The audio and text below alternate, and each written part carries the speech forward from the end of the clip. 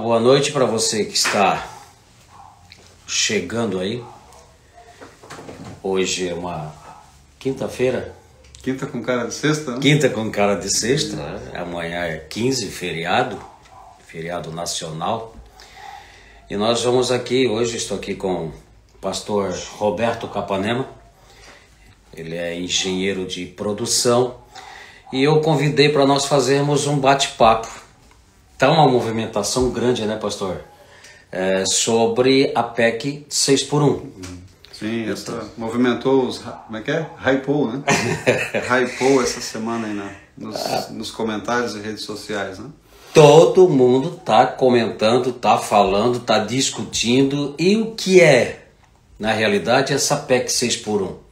O que vai trazer de consequências ou de favorecimento ao trabalhador, à população brasileira. Então nós vamos fazer um bate-papo aqui. Venha com a gente conversar um pouquinho. E eu até estava olhando há pouco, né, a PEC, e eu parei já direto lá no artigo 10º dela. Ali fala da questão de horas, dia de trabalho, 8 horas, até 8 horas de trabalho, 4 dias por semana, que é pra com dar... total de 36 horas. Se nós fazermos uma matemática aqui básica, 8 vezes 4 é 32. De onde eles tiraram 36? Como é que vão conciliar essas coisas? Então, até a redação da PEC está errada. Não fecha, não bate. A matemática não está batendo. Então, se a própria matemática, né, sem nem isso, eles souberam fazer uma multiplicação simples para fazer a redação da PEC, o que eles entendem de economia? O que eles entendem de empresa? De funcionários? De empregados? O que, não entendem nada, cara. E não parece que não é só essa, já fizeram uma segunda PEC. Tá saindo uma outra PEC Vamos agora. chamar de a PEC da tabuada.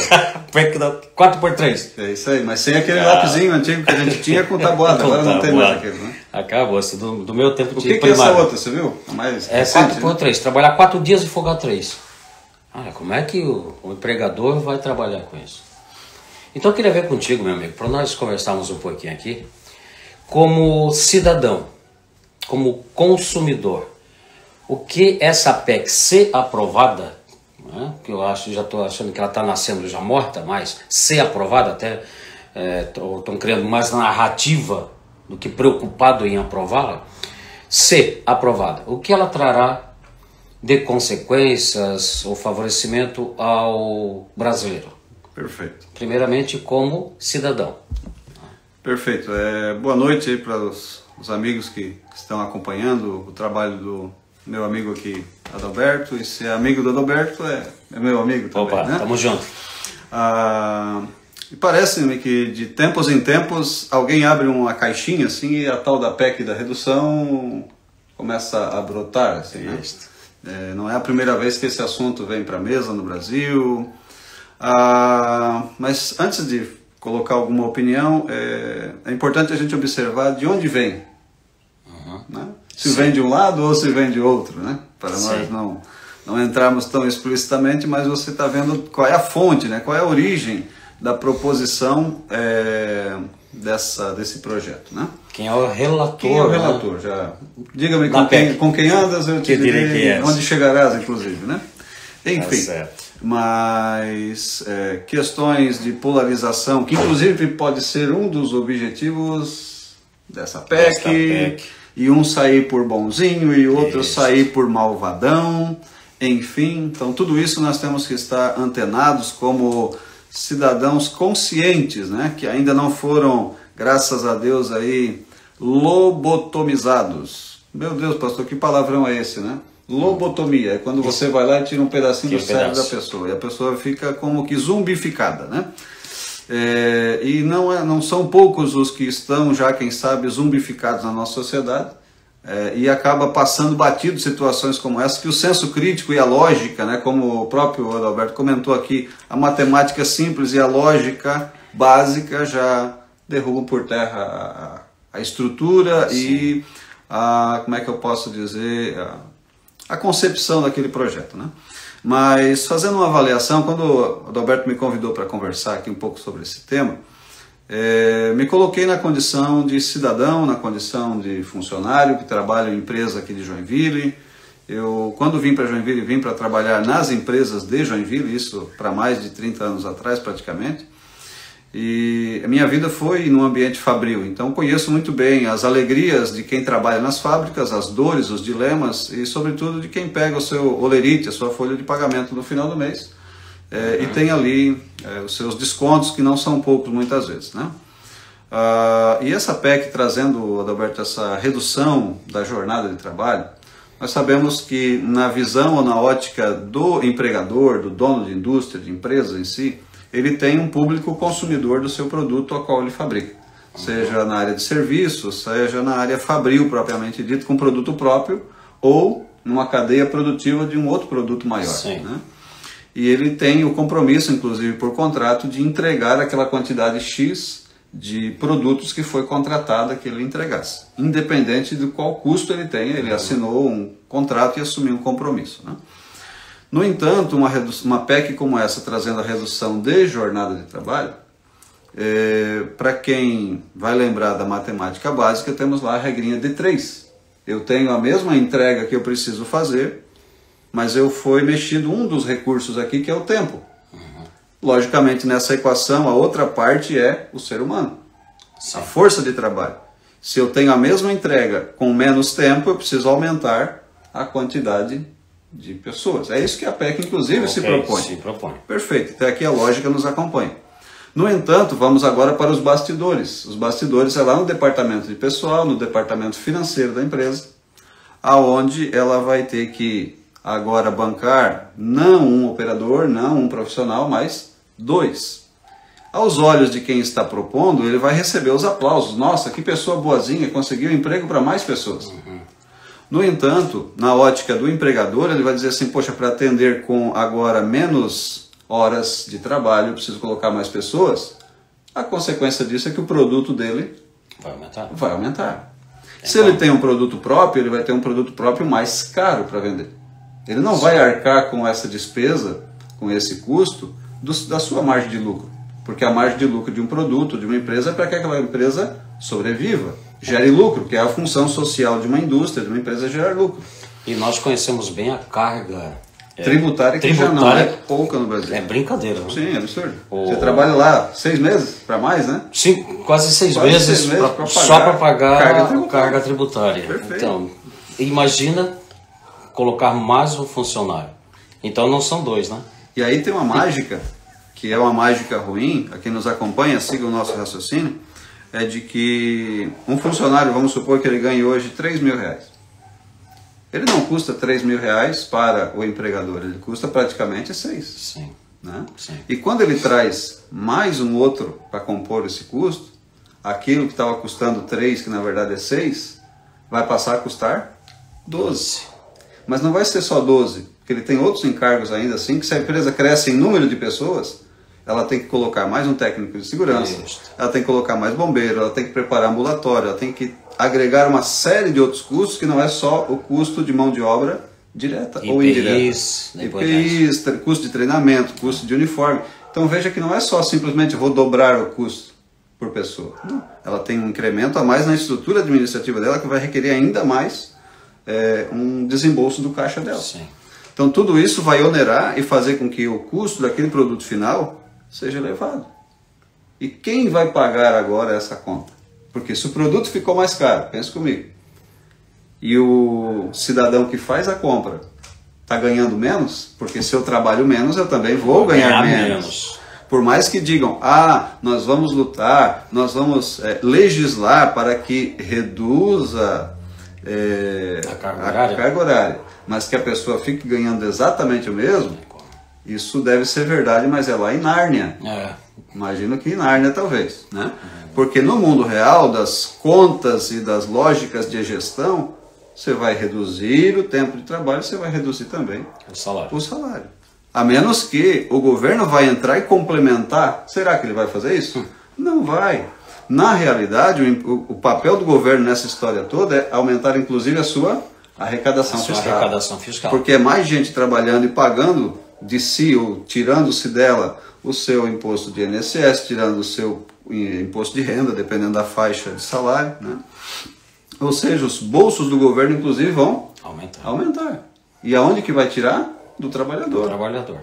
Acho engraçado que quem justamente propõe isso são aqueles que estão, em tese, se propondo a defender o trabalhador. Enfim, né?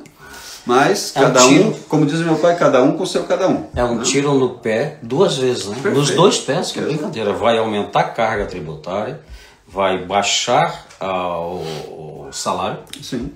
O poder de compra, vai diminuir. E o produto ainda fica mais caro. Mais caro. Agora imagina só. Tudo isso com uma PEC que, a princípio, se presta um papel... Pois é, favorável ao trabalhador. Perfeito. Mas que está tirando no pé tanto do trabalhador quanto do empregador. Sim. É brincadeira. E uma coisa que agora eu falo como engenheiro de produção, se coloque no papel do empregador, do empresário, do industriário, né, principalmente. Joinville, falando de Joinville especificamente, uma grande parcela da nossa força de trabalho está nas indústrias também, né?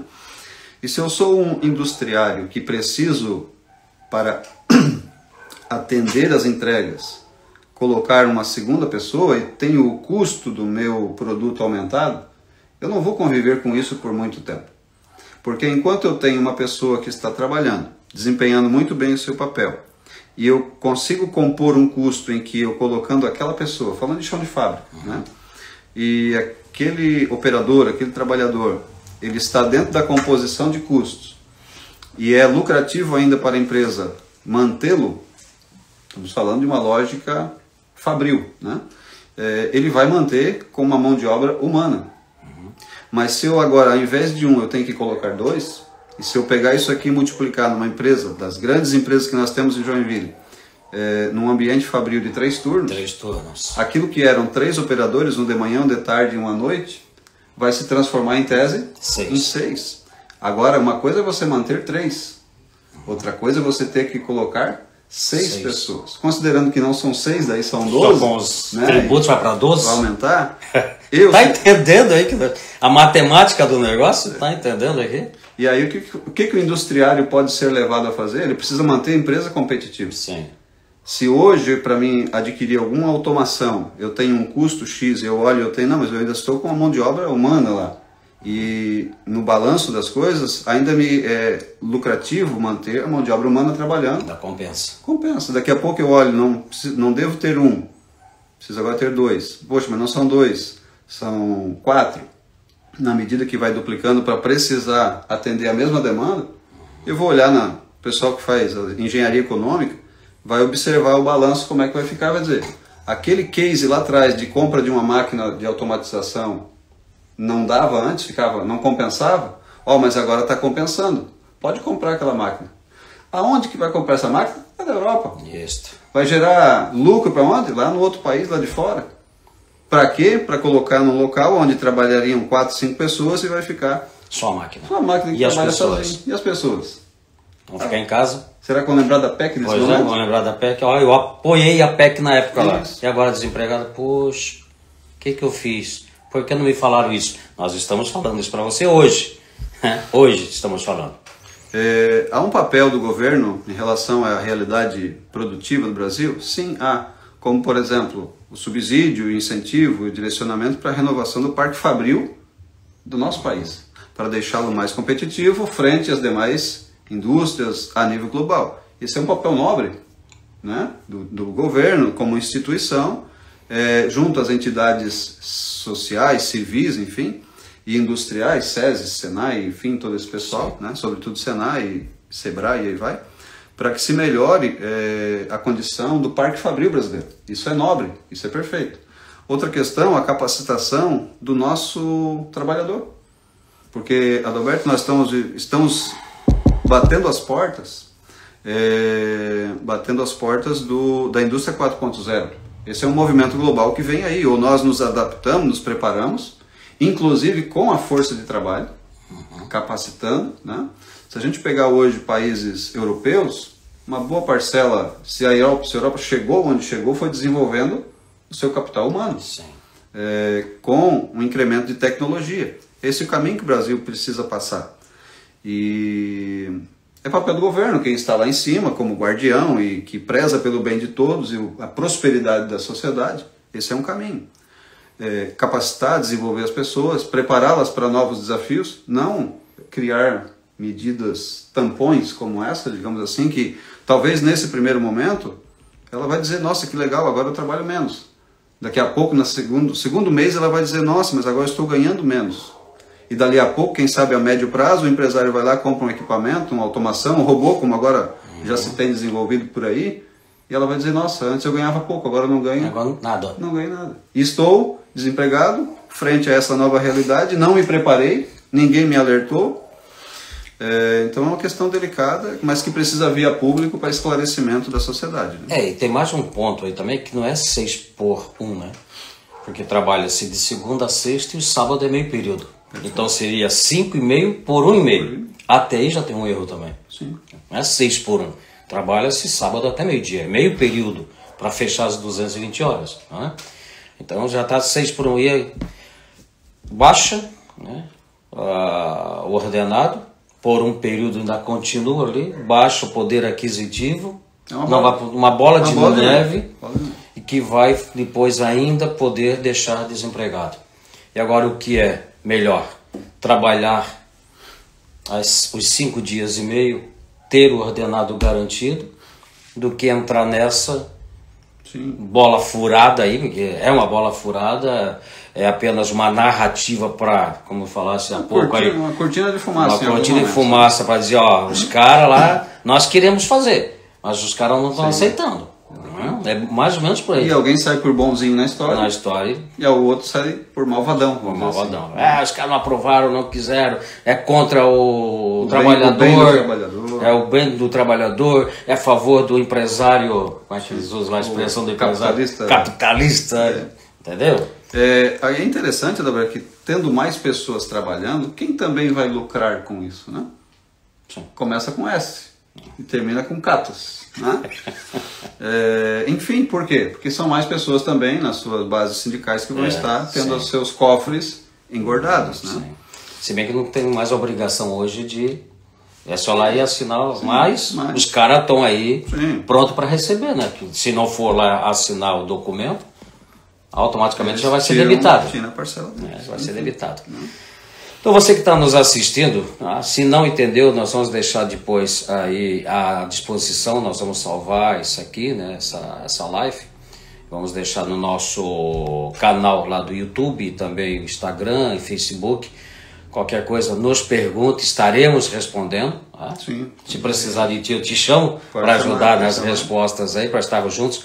Então nós só queremos o bem. Queremos deixar esclarecida essa situação para vocês. Essa é a nossa intenção nessa noite aqui. E esclarecer desta PEC. Não é favorável ao trabalhador. Em momento algum foi pensado no trabalhador para essa redação aí. Pelo contrário, é trazer caos para o nosso país. Concorda com isso, chefe? Sim. Sob diversas perspectivas, essa PEC pode ser analisada, né, em questões jurídicas, de propriedades legais, o quanto que ela é aderente ou não, né? Sobre questões matemáticas, né? Enfim, da natureza das contas que estão ali embutidas, se estão adequadas ou não estão, de carga horária de trabalho, enfim. Mas, sobretudo, ela precisa ser avaliada na ótica do dia a dia do cidadão comum, né? Pensa de novo você que está na fábrica, trabalhando nas empresas, você tem lá o seu orçamento pessoal. E normalmente as contas já andam ali, né? bem orquestradas, às vezes até sai um pouquinho do tom, vamos dizer assim, né? Mas você conta com aquele X que você está ganhando no seu dia a dia. Aí vem uma PEC como essa e considerando que ela viesse, né, a ser aprovada como uma lei e tudo mais, isso por força de lei ou por goela abaixo, como costuma se dizer, precisaria ser implementado. E aí você que tem o seu orçamento já por vezes ali contadinho e desejando inclusive um aumento para melhorar a situação da sua família, do seu lar, você vê um efeito contrário disso. Sim. Você não vai ver um aumento de salário Pode até ganhar percentualmente um aumento. Nossa, ganhou um aumento. Mas na prática, depois você vai ganhar menos porque você está trabalhando menos. Como é que explica isso para a esposa lá em casa? Né? Essa é a grande questão do homem provedor da casa ou da esposa que trabalha, da mulher independente, seja quem for. Mas como explica lá em casa, vou usar essa expressão, né? Que ao invés de estar ganhando mais, que é o nosso desejo e propensão, e agora ao invés de ganhar mais eu estou ganhando menos. Vou dizer assim, em 2025 eu estou ganhando menos, trabalhando mais do que ano passado. Saio de casa mais cedo, volto mais tarde e no final do mês ganho menos que ganhava antes. Não bate. Esse é o resumo da PEC. É isso aí, vai aumentar a carga horária para poder ganhar a princípio mais, só que reduz porque vai ter menos. E chama a atenção, eu estava vendo hoje, inclusive, vamos dar uma olhadinha lá fora, né? Às vezes a gente precisa fazer dentro do que a gente chama da indústria de benchmark, né? Ou seja, eu vou olhar quem faz bem, vou trazer aquela boa prática para cá. E quando o Trump, assuntos agora que estão fresquinhos, né? na nossa timeline aí. O Trump nos Estados Unidos, nomeando lá agora o Elon Musk e mais um outro para uma nova pasta que foi criada, enfim, com o desafio ou com a missão de desburocratizar o Estado. Ou seja, desonerar a carga financeira e burocrática do Estado para que a carga tributária... Ele vai trabalhar em cima da burocratização, vai desburocratizar, com isso enxuga a máquina, com isso a arrecadação tende a ser menos pesada, menos onerosa, sobrando o quê? Mais para o contribuinte, com um Estado mais eficiente. Se é que é necessário o Estado, e é necessário, que ele seja o menos oneroso possível. Fazendo com que ele fique leve, né? O nosso Estado é muito pesado. Pesado. Uma máquina que daí então chega um muito momento pesada. Que precisa se valer de artifícios como, quem sabe, essa PEC. Lembrando que a arrecadação menor, no sentido de salário menor, vai me impactar no quê? Numa aposentadoria também menor. Então veja que esse projeto de lei ele mexe com vários prismas, várias vertentes da sociedade. E para pior, né? E para pior. Nada melhora, nada vai melhorar o trabalhador, nem o empresário. Vai piorar, principalmente a situação do trabalhador. Perfeito. Que até na hora da aposentadoria será prejudicado, que vai estar ganhando menos então também. O percentual será menor. Sim. Mais alguma coisa, Capanel? Acho que já falamos bastante coisa. Já deu, né? Calma, né? Vamos devagar. Então está aí contigo, pensa bem, tá? Pensa bem como vais trabalhar essa questão aí, se vai apoiar, se não vai. Então nós deixamos aqui esclarecimentos. Então a decisão quem vai tomar é você, se vai apoiar ou não essa PEC 6x1, tá certo? Um grande abraço, fiquem com Deus. Abraço a todos, obrigado Alberto por estarmos juntos. Obrigado mais uma vez por ter aceito esse bate-papo aqui. Vamos lá. Abração. Abraço a todos aí. Até mais, tchau, tchau.